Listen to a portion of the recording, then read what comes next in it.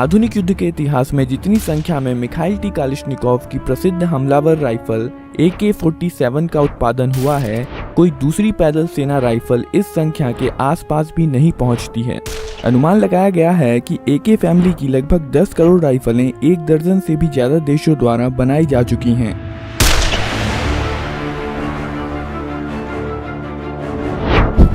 इस वीडियो में हम देखेंगे कि AK-47 काम कैसे करती है। AK-47 की स्टैंडर्ड मैगजीन में 30 राउंड आ सकते हैं और ये कर्व शेप की होती है ताकि कारतूस आसानी से बैरल में जा सके।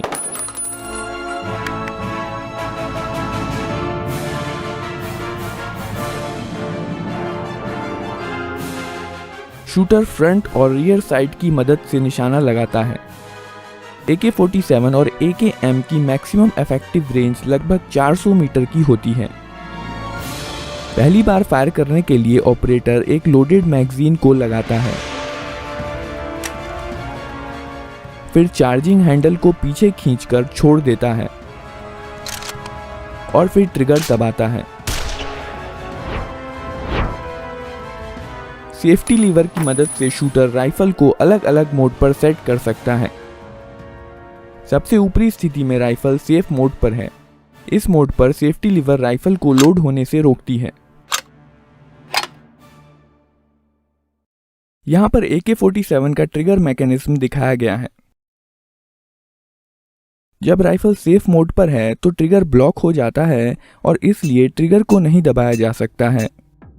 जब सेफ्टी लीवर सबसे निचले स्थान पर होती है तो ट्रिगर अनब्लॉक हो जाता है और राइफल अब सेमी ऑटोमेटिक मोड पर है।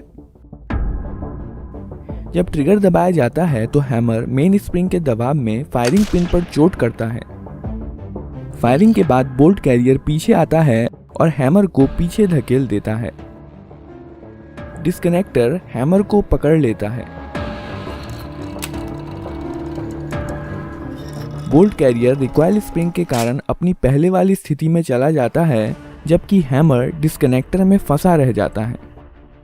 जब ट्रिगर रिलीज किया जाता है तो डिस्कनेक्टर हैमर को छोड़ देता है, पर तुरंत ही हैमर ट्रिगर में अटक जाता है और अब राइफल फिर से फायर करने के लिए तैयार है।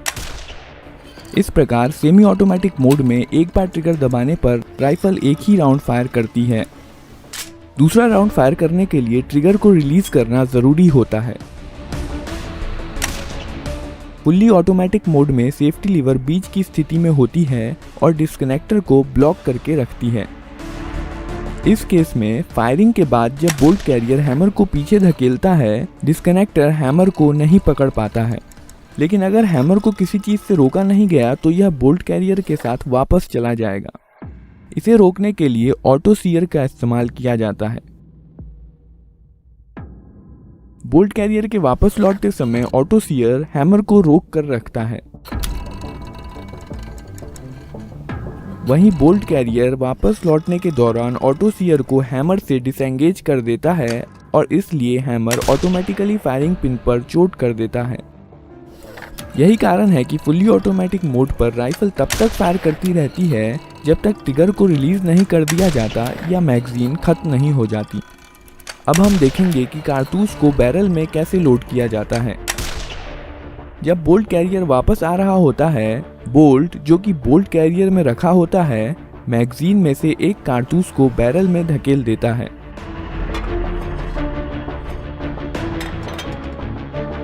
कारतूस का पिछला हिस्सा बोल्ट में लगे एक्सट्रैक्टर में फंस जाता है।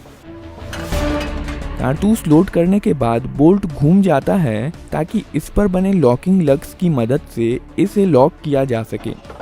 अब बोल्ट पीछे की ओर नहीं जा सकता है और फायरिंग के दौरान अपनी स्थिति में मजबूती के साथ बना रहता है।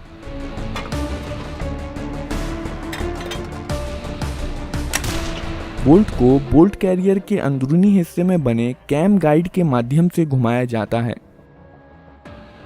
बोल्ट कैरियर के आगे जाने पर बोल्ट लॉक हो जाता है और पीछे आने पर वापस अनलॉक हो जाता है।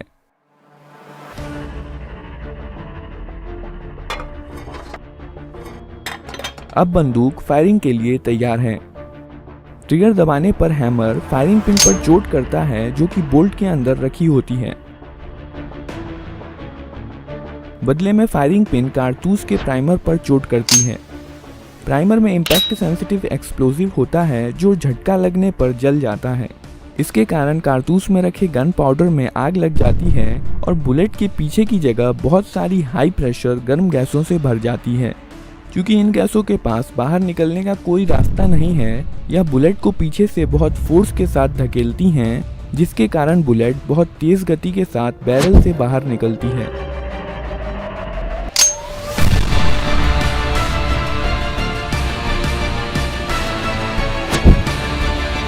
यह एक्सपेंड होती हुई गैसें गैस पिस्टन को पीछे की तरफ धकेल देती हैं। यही वजह है कि इस तरह की रीलोडिंग को गैस ऑपरेटेड रीलोडिंग कहा जाता है। बोल्ट कैरियर गैस पिस्टन से जुड़े होने के कारण गैस पिस्टन के साथ पीछे जाता है। पीछे जाते समय कैम गाइड बोल्ट को घुमा देता है, जिससे यह अनलॉक हो जाता है। अब बोल्ट कैरियर के साथ पीछे जा सकता है। खोखा एक्सट्रैक्टर की मदद से पीछे आता है और इजेक्टर इसे बाहर निकाल देता है।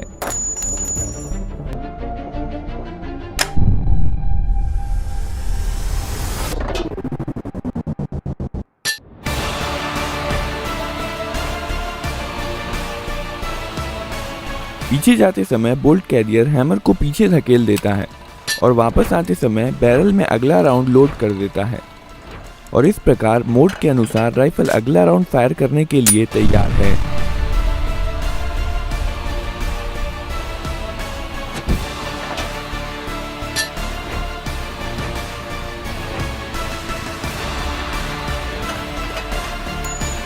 कठोर परिस्थिति में विश्वसनीयता, पश्चिमी हथियारों की तुलना में कम उत्पादन लागत, लगभग हर भौगोलिक क्षेत्र में इसकी उपलब्धता और इस्तेमाल करने में आसानी कुछ ऐसे कारण हैं कि 7 दशकों के बाद भी AK-47 और इसके वेरिएंट दुनिया की सबसे लोकप्रिय और व्यापक रूप से इस्तेमाल की जाने वाली राइफल बनी हुई है।